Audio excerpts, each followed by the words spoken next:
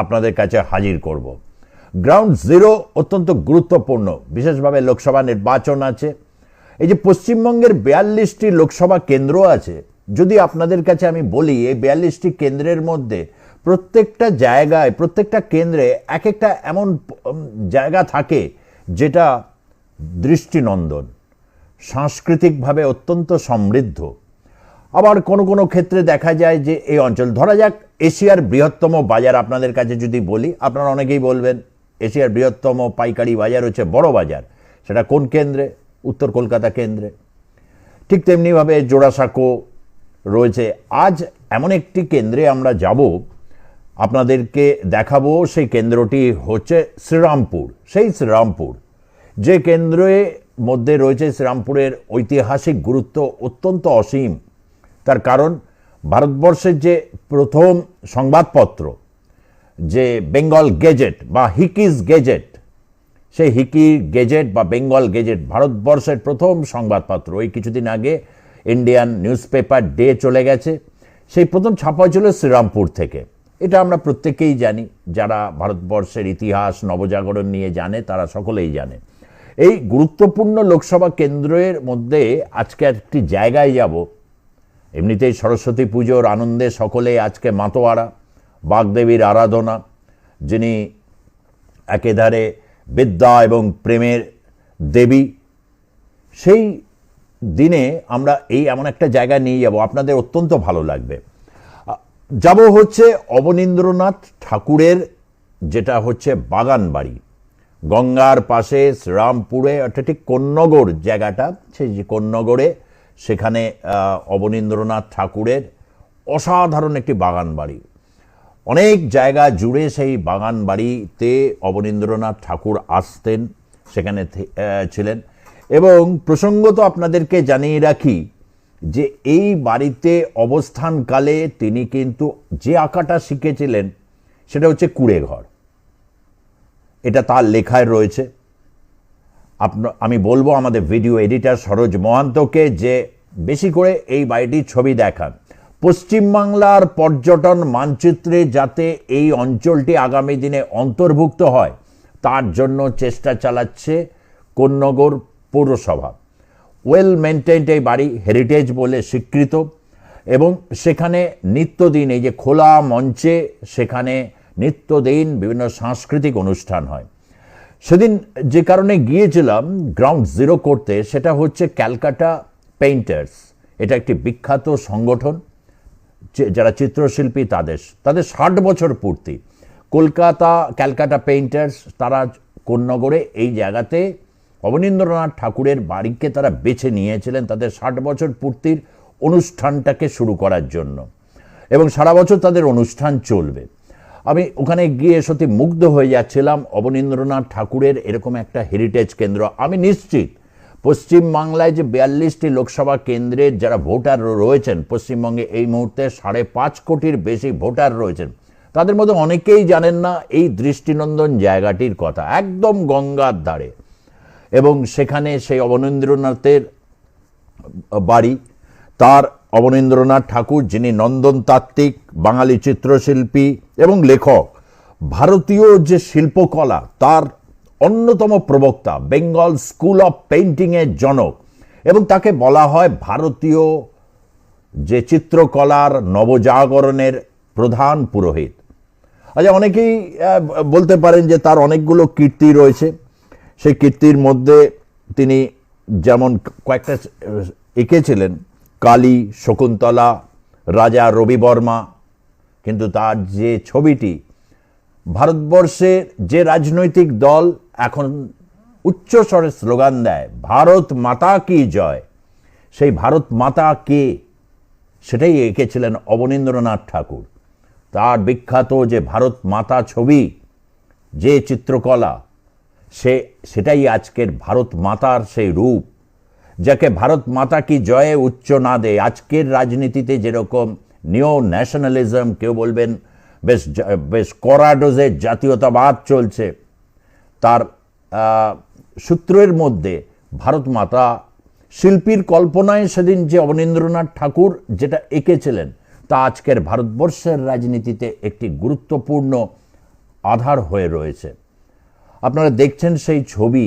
এখানে কেন পর্যটন কেন্দ্র হিসেবে এটাকে আগামী দিনে তুলে নিয়ে আসতে চাইছেন সেখানকার পৌরসভা, এবং এর মধ্যে কোনো রাজনীতি কতটা কাজ করছে সেটা অপ্রাসঙ্গিক। তার কারণ ধর্মীয় পর্যটন, রাম মন্দির উত্তর ভারতবর্ষে এখন একটা চেনা বিষয় হয়ে দাঁড়িয়েছে। বিভিন্ন জায়গায় মন্দির, স্থাপত্য, মানুষ যায় দুদণ্ড। ঠিক বাংলার যে পরিচিতি, তার চিত্রকলা থেকে শুরু করে তার সংস্কৃতি, সেই সংস্কৃতির কিন্তু একটা অসাধারণ রূপ আমরা এখানে দেখতে পাচ্ছি। অসংখ্য পেইন্টিংস, ক্যালকাটা পেইন্টার্সের যারা সদস্য তাদের। এবার এই মধ্যে থেকে আমি জানতে চাইছিলাম যে শ্রীরামপুর কেন্দ্রের এই অংশটি, এই জায়গাটি কিন্তু অত্যন্ত গুরুত্বপূর্ণ, এবং এই গুরুত্বপূর্ণ জায়গায় জনমত ঠিক কী বলছে, রাজনীতির ব্যক্তিত্ব কি বলছেন, এই সমস্ত নিতে গিয়ে আমরা যেরকম সুদীপ ব্যানার্জি, যিনি একজন বিশিষ্ট সংগ্রাহক এবং ক্যালকাটা পেইন্টার্সের সহসভাপতি, তার সাথে কথা বলেছি প্রাক্তন সাংসদ এবং এই মুহূর্তের বাংলার প্রথিতযশা শিল্পী তথা গোটা ভারত থেকে শুরু করে বিশ্বে যার পরিচিতি রয়েছে সেই যোগেন চৌধুরী, তার এক্সক্লুসিভলি তার সাথে কথা বলেছিলাম। তিনি বলেছেন এই অংশগুলো যদি আমরা আগামী দিনেকে প্রমোট করব এবং আন্তর্জাতিক মানচিত্রে নিয়ে যাব, ঠিক কিভাবে তারা নিয়ে যেতে চাইছেন, এবং এটি অত্যন্ত গুরুত্বপূর্ণ হতে চলেছে এবারে শ্রীরামপুর লোকসভা নির্বাচনে। আমরা শুধু ভাবি যে জনমত কোন দিকে যাচ্ছে, শুধু ধর্ম, মেরুকরণ, উন্নয়ন। এই উন্নয়নের মধ্যেও কতগুলো মানুষ কতগুলো জায়গায় বিশেষভাবে নজর দেন, বিশেষ করে বাংলার মানুষ। খুব গুরুত্বপূর্ণ ওই কেন্দ্র শ্রীরামপুর, সেখানে কোন্নগরে অবনীন্দ্রনাথ ঠাকুরের বাগানবাড়ি। কি বলছেন সুদীপ ব্যানার্জি বা যোগেন চৌধুরী বা অন্যান্যরা, শুনবো এবার।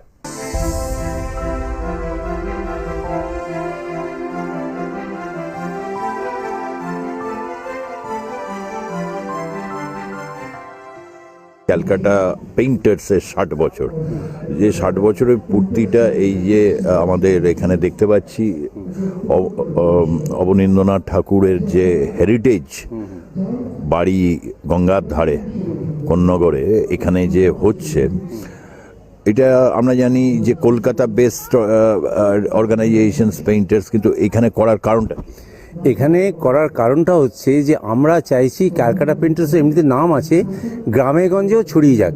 গ্রামে গঞ্জে আমরা এবার নেবে অনুষ্ঠান করব, গ্রামের যারা আশপাশে যারা মফস্বলের দিকে ছেলেরা আছে, যে আর্টিস্টরা আছে, তাদেরকে নিয়ে একসঙ্গে আমরা কাজ করব, যেটা আমরা কলকাতা বসে করতে পারি না।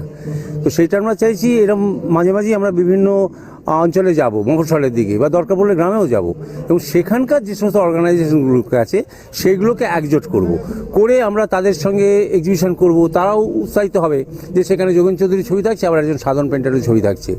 এই উদ্দেশ্য নিয়ে আমরা কালচারটাকে অন্য জায়গায় ছড়িয়ে দেওয়ার জন্য, শহরাঞ্চলে যেভাবে ছবি আঁকা হয় বা উৎসাহ দেওয়া হয়, সেই অঞ্চলে কিন্তু গ্রামাঞ্চলে শুরু হয়েছে। কিন্তু আমরা চাইছি যে বিখ্যাত শিল্পীদের সংস্পর্শেও আর্টিস্টরা আসুক, মানে ইয়াং আর্টিস্ট যারা কাজ করছে জেলার, তারাও যুক্ত হোক। এই উদ্দেশ্য নিয়ে আমরা এই প্ল্যাটফর্মটাকে বেছেছি। যে হুগলি ডিস্ট্রিক্টের বেস্ট একটা জায়গা হচ্ছে অবনীন্দ্রনাথ ঠাকুরের বাড়ি এই উত্তরপাড়া, এই কোন্নগরতে। সেই জায়গাটা এই কারণেই আমরা বেছেছি যে এখান থেকে আমরা শুরুটা করি না, তারপরে বিভিন্ন গ্রামের প্রান্তে মাঝে মাঝে যাবো, সেখানে ডাকবো, এখানেও আমরা ডাকবো। এখানেও আমরা চাইছি একটা প্ল্যাটফর্ম করতে, যেখানে বিভিন্ন অঞ্চল থেকে। পশ্চিমবঙ্গে এটি একটি গুরুত্বপূর্ণ লোকসভা কেন্দ্র, শ্রীরামপুর লোকসভা কেন্দ্রের অন্তর্গত কোন্নগরের এই যে জায়গাটা, এবং আজকাল যে পরিস্থিতি তৈরি হয়েছে, গোটা দেশের সামনে একটা নির্বাচনের পরিস্থিতি রয়েছে, সংস্কৃতি এবং হচ্ছে তার সাথে উন্নয়ন, এটাকে কিভাবে কাজ করতে চায় আগামী দিনে আপনাদের সংগঠন? আমাদের সংগঠন এইভাবে কাজ করতে চায় যে উত্তরপাড়ার থেকে উত্তরপাড়া বা হুগলি ডিস্ট্রিক্ট একটা সাংস্কৃতিক জেলা, যেখানে চন্দননগর, উত্তরপাড়া, শ্রীরামপুর, কোন্নগর সব জড়িয়ে আছে। বিখ্যাত মানুষদের এখানে জন্ম, অবনীন্দ্রনাথ ঠাকুরের বাড়ি রয়েছে, এখানে ঋষি অরবিন্দেরও বাড়ি রয়েছে। তো এরকম শ্রীরামপুর বা চন্দননগর এসব জায়গাতে একটা ফ্রেঞ্চ কলোনি একটা ছিল, অতএব সংস্কৃতিটা অনেক আগে থেকে এখানে জড়িয়ে আছে। সেই সঙ্গে আমরা নতুনভাবে যুক্ত হচ্ছে এইভাবে যে এইরকম একটা জায়গা আমরা পেলাম, উত্তরপাড়া লাইব্রেরি, যেখানে আমরা ঋষি অরবিন্দ এসছেন, তারপরে রবীন্দ্রনাথ ঠাকুর এসছেন, বিদ্যাসাগর এসছেন, মাইকেল মধুসূদন শেষ জীবনটা ওখানে কাটিয়ে গেছেন। তো সব সংস্কৃতিটাই কিন্তু হুগলি ডিস্ট্রিক্ট জুড়ে। তো তো সেখানেতে অবনীন্দ্রনাথ ঠাকুরের বাড়িটা যখন আমরা পেলাম, এটা তো ভগ্নদশায় ছিল, যা এখানকার মিউনিসিপ্যালিটি হাতে নিয়ে সেটাকে একটা সুন্দর পরিবেশ তৈরি করেছে, আপনারা দেখতেই পাচ্ছেন। তো আমরা চাইছি এই রকমের জায়গা থেকে যদি এইভাবে আমরা এই মিউনিসিপ্যালিটি এটা কবে নাগাদ অধিগ্রহণ করেছে? এটা বছর চারেক হবে, বছর চারেক আগে জায়গাটাকে অধিগ্রহণ করে তার মধ্যে এটা সাজিয়ে গুছিয়ে এইভাবে তৈরি করা হয়েছে। এই অধিগ্রহণের ফলে এলাকায় একটা অন্য রকমের একটা পরিস্থিতি তৈরি হয়েছে। নিশ্চয়ই করেছে। কোন্নগর আগে তো খুবই মানে পূর্ণ জায়গা ছিল, মানে খুবই ভয়াবহ পরিস্থিতি ছিল একটা সময়। তো তার পরবর্তীকালে এখন তো এখানে যেমন কালচারাল যে অনুষ্ঠানগুলো হচ্ছে, তো আমাদের কোন্নগর মিউনিসিপ্যালিটি তো এটা করছে। তো এটা আমাদের কাছে গর্বের বিষয় যে তারাও এই দিকটা নজর দিয়েছেন এবং আমাদের মতন একজন একটা অর্গানাইজেশন ক্যালকাটা পেন্টার্সকে এখানে এই অনুষ্ঠানটা করার সুযোগ দিয়েছেন। এর জন্য আমরা খুবই গর্বিত এবং ওদের কাছে আমরা কৃতজ্ঞ যে আমাদের কথাটা উনি বুঝতে পেরেছেন এবং ওদেরকে আমরা বলেওছি যে এরকম জায়গাটাকে একটা সুন্দরভাবে শুধুমাত্র দর্শনীয় স্থান হিসেবে অবনীন্দ্রনাথ ঠাকুরের বাড়ি দেখতে আসছে লোকে সেরকম কেন হবে, এখানে মাঝে মাঝে কালচারাল প্রোগ্রাম করতে দিন, তার ফলে হবে কি মানুষের আগ্রহ বাড়বে, অন্যান্য জেলার লোকেরদের এখানে টেনে আনবো, এখানে আমরা অনুষ্ঠান করাবো। আর অবনীন্দ্রনাথ ঠাকুরের বাড়িতে তো সারা পৃথিবী বিখ্যাত ওনার নাম, তো সেখানে তো ওনার বাড়িটা যখন রয়েছে আর গঙ্গাতে এত সুন্দর জায়গায়, সেটাকে সুন্দরভাবে সাজিয়ে গুছিয়ে এখানে একটা সংগ্রহশালাও তো করা যেতে পারে।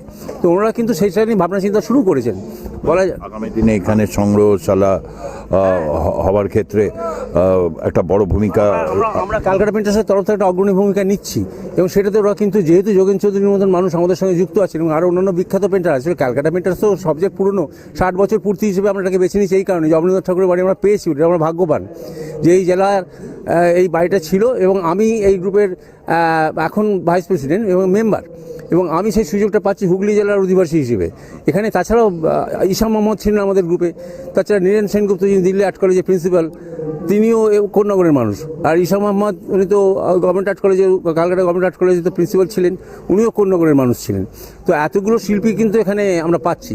অবনীন্দ্রনাথ ঠাকুরের এই যে জন্মদিনে ক্যালকাটা পেইন্টার্সের 60 বছর এখানে পূর্তিটা হচ্ছে, এমন একটা পরিবেশে এই যে 60 ইয়ার্স অফ ক্যালকাটা পেইন্টার্স, এই জার্নিটাকে আপনি ঠিক কীভাবে দেখেন?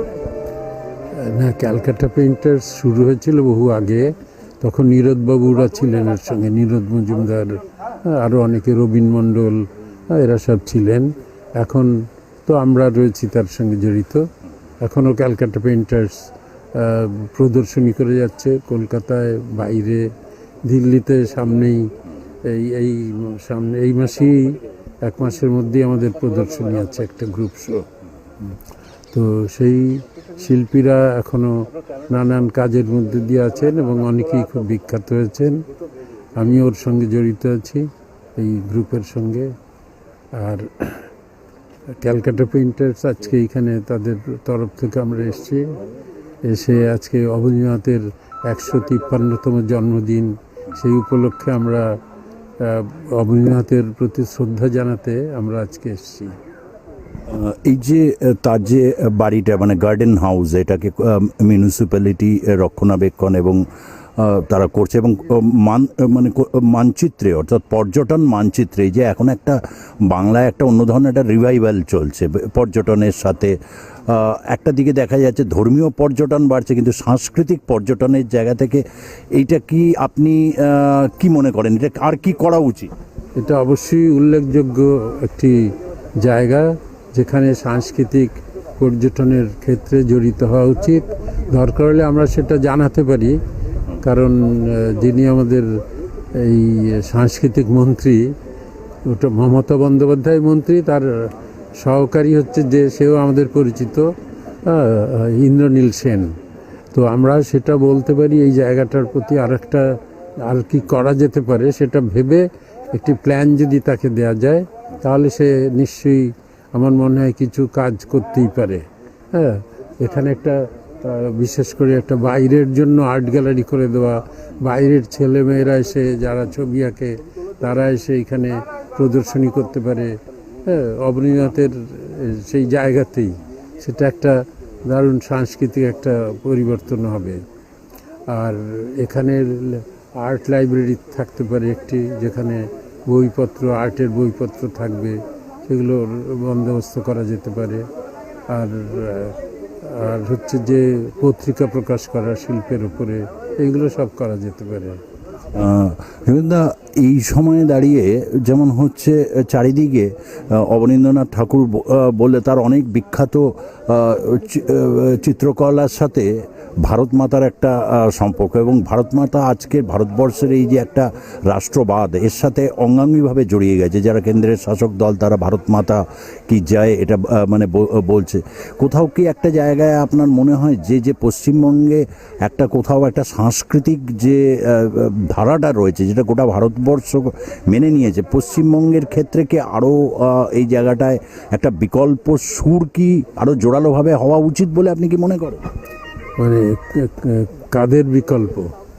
এই রাজ্যে যারা শাসক দল যারা রয়েছে তাদের কি আরো একটু জোরালো সাংস্কৃতিক কি পদ্ধতি তাদের অবলম্বন করা উচিত বলে মনে করেন? এটা হয় সেটা হচ্ছে যে রাজনৈতিক ইন্টারেস্টেই সব থেকে বড় হয়ে দেখা দিয়েছে সব জায়গাতেই কম বেশি।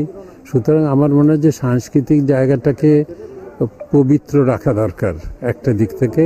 সেটাতে কোনো রাজনৈতিক দলের সঙ্গে তা জড়িত নয়, তাকে আলাদা করেই রাখা দরকার এবং তাকে যথাযোগ্য মর্যাদা দিয়ে রাখতে হবে সংস্কৃতিকে। হ্যাঁ, আমাদের বাংলার সংস্কৃতি শুধুমাত্র বাংলা নয়, ভারতবর্ষ এবং সারা পৃথিবীতে সবাই জানে যে বাংলার সংস্কৃতি উন্নত, বিশেষ করে সেটা রবীন্দ্রনাথের জন্য হয়েছে এবং তার সঙ্গে অবনীন্দ্রনাথ এবং আরও যেসব বিখ্যাত লেখকরা রয়েছেন তাদের জন্য, এবং সংস্কৃতি সঙ্গে যারা জড়িত তাদের জন্য। সুতরাং সেই জায়গাটাকে একটা আলাদা জোর দিয়ে কিছু করা যেতেই পারে, এটা আমার মনে হচ্ছে। সেটা সরকার যদি সেইভাবে ভাবে আমরা তার সঙ্গে যুক্ত হতে পারি, আমরা আমাদের ভাবনা চিন্তা তাদেরকে দিতে পারি। 2024 এই যে অবনীন্দ্রনাথ ঠাকুরের যে বাড়িতে আমরা রয়েছি, এটা একটা গুরুত্বপূর্ণ একটা জায়গা এবং মিউনিসিপ্যালিটি এটা বছর চারেক আগে অধিগ্রহণও করেছে। এইটা 2024 লোকসভা যে নির্বাচন আসছে, শ্রীরামপুর খুব গুরুত্বপূর্ণ কেন্দ্র, সেটা কতটা প্রভাব ফেলবে? এই ব্যাপারটা হচ্ছে এই অবনীন্দ্রনাথ ঠাকুরের স্মৃতি বিজড়িত বাড়ির মধ্যে আমরা একটা বড় প্রকল্প হাতে নিয়েছি, যেটা কেউ জানে না, সেটা আমরা 2-3 জন জানি, তবে এটা আমি ফ্ল্যাশ করছি R+এ। আমরা এই জায়গাটা হেরিটেজ বিল্ডিং কোন্নগর পুরসভা এটা অধিগ্রহণ করে সুন্দর করে এর দেখার মতন একটা তৈরি করেছে, এবং এখানে আমরা ভারতবর্ষের মধ্যে প্রথম ফার্স্ট ইন্টারন্যাশনাল কন্টেম্পোরারি মফস্বল আর্ট গ্যালারি ইন ইন্ডিয়া এটা আমরা করতে চাইছি।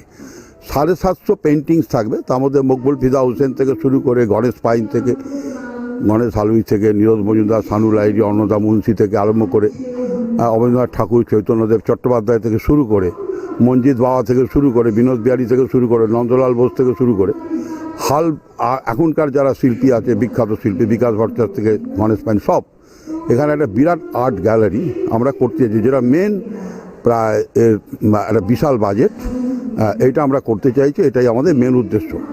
এটাকে একটা পশ্চিমবঙ্গের পর্যটন মানচিত্রে কোন্নগরকে প্রথম 3-এর মধ্যে নিয়ে যাবার একটা পরিকল্পনা আমাদের আছে।